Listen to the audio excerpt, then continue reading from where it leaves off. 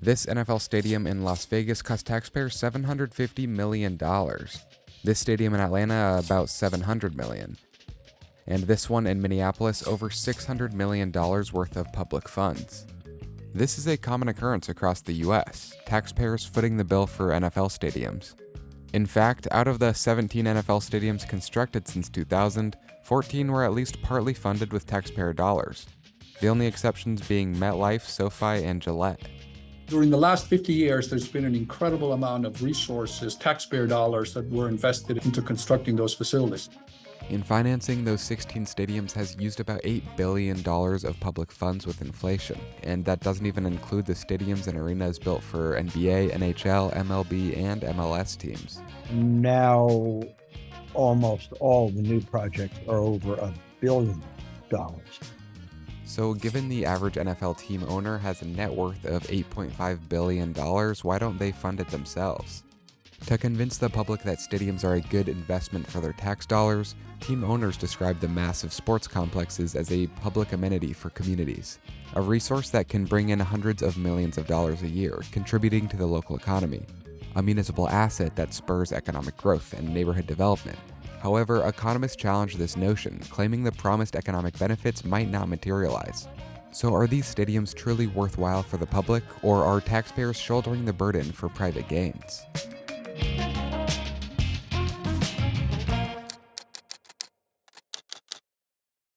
There's no question that professional sports leagues are major contributors to the US economy. For instance, the NFL, which is the world's most profitable league by a fairly large margin, contributes an estimated $5 billion annually. But keep in mind that the single largest contributor to that revenue is TV rights and subscriptions. And for decades, team owners and officials have claimed that new stadiums will also bring immense economic growth to cities. Look at these newspaper clippings dating back to the 80s. Again and again, the same talking points have been used to convince taxpayers that a brand new sports complex is worth a cut of their income. And the same claims that stadiums bring immense benefits to the local economy continue today. New York State and Erie County recently agreed to pay $850 million for a new Buffalo Bills stadium, which Governor Hochul said will be 100% covered by its economic impact. But these stated benefits might be exaggerated. Economic activity spurred by an NFL team can be well over $100 million annually. But for a medium-sized city, this accounts for less than an estimated 0.3% of its economic activity. And economists argue that money spent attending sporting events is likely money that would have been spent elsewhere. Simply put, the presence of a professional sports team is essentially rearranging how locals spend their money. It's unlikely that those with a limited amount of discretionary income are digging deeper into their pockets to watch their favorite NFL team in person, buying some merch and concessions while they're at it. If it wasn't spent at the stadium, that money likely would have gone towards other forms of entertainment, like a movie theater, bowling alley, or a restaurant. But what about out-of-towners, the people who fly in, rent a car, spend a weekend in hotels, eat out at restaurants, go to bars? That's a lot of money, right? Well, it would be, but according to this study, there's actually little evidence to suggest that sport-related tourism has any economic significance, because a majority of out-of-towners at a sporting event would be in town regardless of the game, on a business trip or to visit family, for example. There's some fringe people like me who will travel just to see a stadium, but I don't think you want to build a stadium based on one or two whack jobs like me who are willing to do that kind of thing. And the amount of jobs that come with a typical team is also relatively negligible in terms of its impact on the economy. Apart from the athletes, most NFL teams only employ 150 or so front office workers. Stadiums typically employ a few thousand employees on game day, but this is just for 4 or 5 hours about 10 days a year. But owners also say that stadiums bring immense developmental activity to an area, possessing the ability to turn around the trajectory of a neighborhood, or draw businesses into an otherwise barren area. Examples often used for this are outside of the NFL and the MLB. Coors Field is often credited with having a major impact on the revitalization of lower downtown Denver, but the turnaround of the neighborhood was well underway before the stadium was constructed, largely due to a city ordinance that encouraged mixed-use developments and preserved the historic district. Same deal with the rejuvenation of Cincinnati's downtown riverfront area, which hosts the Bengals and Reds stadiums. While the neighborhood has seen massive transformation since the construction of the two stadiums, progress is mostly due to a $2.5 billion strategic development plan. Argument should be is that a stadium is just one piece of multiple elements that can contribute to a well-being of a neighborhood, of a community. Team owners have also shown recent interest in constructing entertainment, shopping, and residential districts by stadiums, like the Patriot Place Shopping Center by Gillette and the Titletown Flats apartment complex by Lambeau Field. But again, this alone hasn't been enough to spur development of an area. Take a look at the Silverdome, home of the Detroit Lions from 1975 to 2001. 30 miles from Detroit in Pontiac, Michigan, it was constructed with taxpayer dollars as a key part of an urban renewal plan for the town that was once home to the now defunct automobile brand of the same name. But the stadium didn't spur change, and the Lions moved back to downtown Detroit just 25 years later. The stadium was in desperate need of repairs, and even after Pontiac taxpayers had to financially support the Lions during their tenure, they continued having to spend millions on stadium upkeep after the Lions moved out. Pontiac then experienced years of economic struggles before being placed under financial control by the state. The Silverdome was demolished and its life cycle is officially complete, as it's now, like all open land near a major city, the site of an Amazon fulfillment center.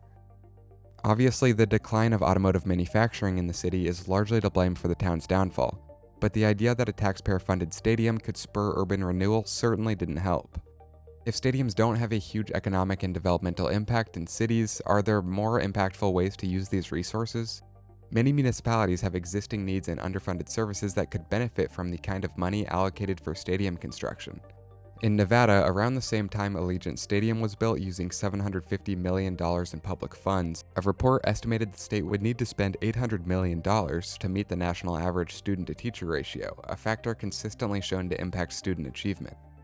Such investments in city services and development and infrastructure projects provide residents with more jobs that are also more skilled and consistent than stadium jobs. Now let's compare stadiums with another project that voters agreed to fund with a tax hike.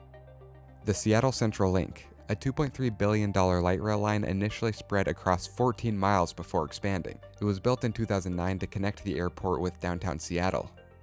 This study examining the economic impact of the Central Link found that population density grew at a rate of 15.1% near stations and just 7.1% in areas not immediately adjacent to the station.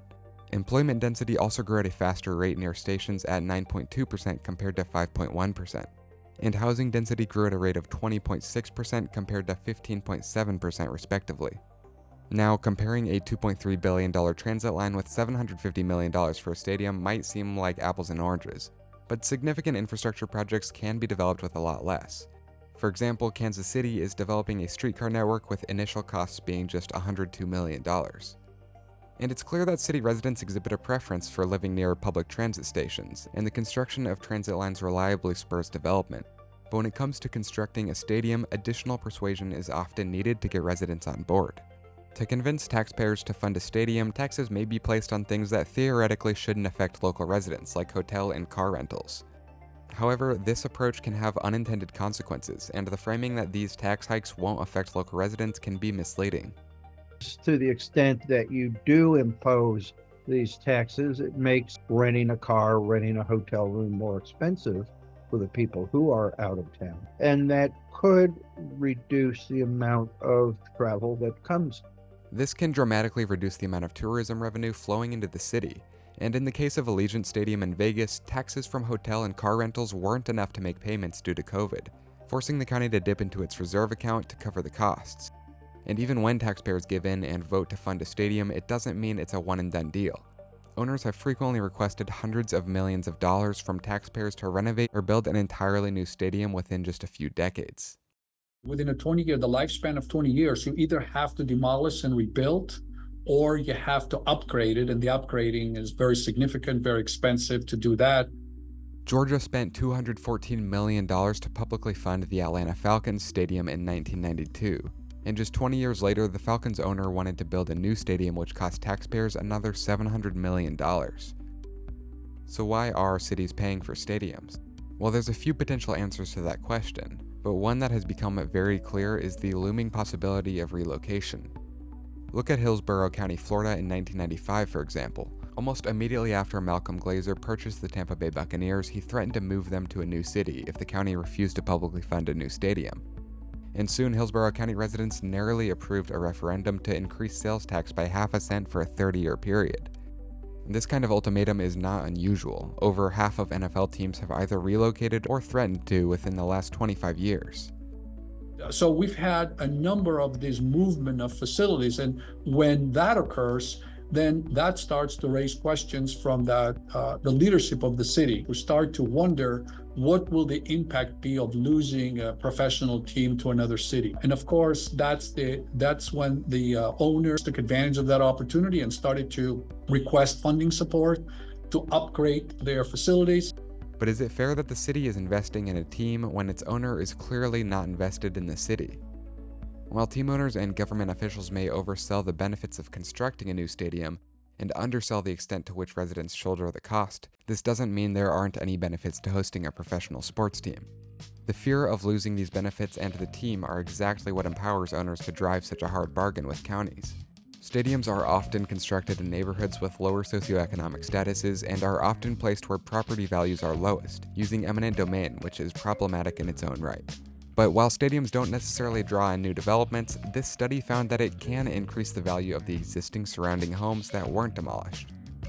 Look at this graph, which shows the price differential of homes within the stadium's 2.5-mile impact zone compared to similar homes outside this zone before the stadium's development, during development, and after development. The closer your home, the larger the impact. Here, about a mile away from the stadium, home prices went from being roughly 13.5% lower before the stadium's construction to only about 5% lower after construction. And while professional sports might not attract a significant amount of tourism, the presence of a stadium allows for other major events that do. Taylor Swift's recent Eras tour, where she hopped from stadium to stadium, brought a significant amount of spending to local economies. Her 2 nights in Acrisure Stadium, which usually hosts the Steelers, brought in $46 million in direct spending, 83% of which was from people who lived outside the county, a significant impact which wouldn't be possible without a stadium. And a huge factor when cities consider financing stadiums are the things that you can't put a number on, the intangibles. Hosting a sports team brings a sense of civic pride to a city that's hard to achieve otherwise. It adds a community atmosphere. And it also brings a lot of media attention. Think about Kansas City. It has a similar population to Colorado Springs and Fresno, yet only Kansas City is frequently a topic of conversation in mainstream media. Having a major league franchise in your city elevates your city to a major league city by definition. And in that way, you get more visibility. In the last year, that is in part due to the aforementioned pop star, but her consistent presence in Kansas City is unlikely without Travis Kelce and the Chiefs. And Casey was recently featured on the top places to visit in 2024 lists of both the New York Times and the Wall Street Journal, in part because of the successes with sports the mid-sized city has had in recent years. I think on the social front, there may be something to be said there about the identity and the image and the excitement that a professional team can generate, especially if they're successful on the field or on the court. And while it might not be the most beneficial use of taxpayer money, the taxpayers themselves have voted in favor of a tax hike to pay for a stadium and keep their favorite team in town on many occasions. However, the debate remains. Is it appropriate to be socializing the costs of stadium construction and privatizing the profits? When strategically integrated into a broader plan, stadiums can contribute to the greater good of a community. While their impact on economic and area development may not match that of certain infrastructure projects, they can play a meaningful role as part of a comprehensive and well-thought-out strategy. We need to accept that these are important. They're important elements in terms of recreation, entertainment, image, identity. All that is certainly very true. That's there. But to what extent do you go to achieve that?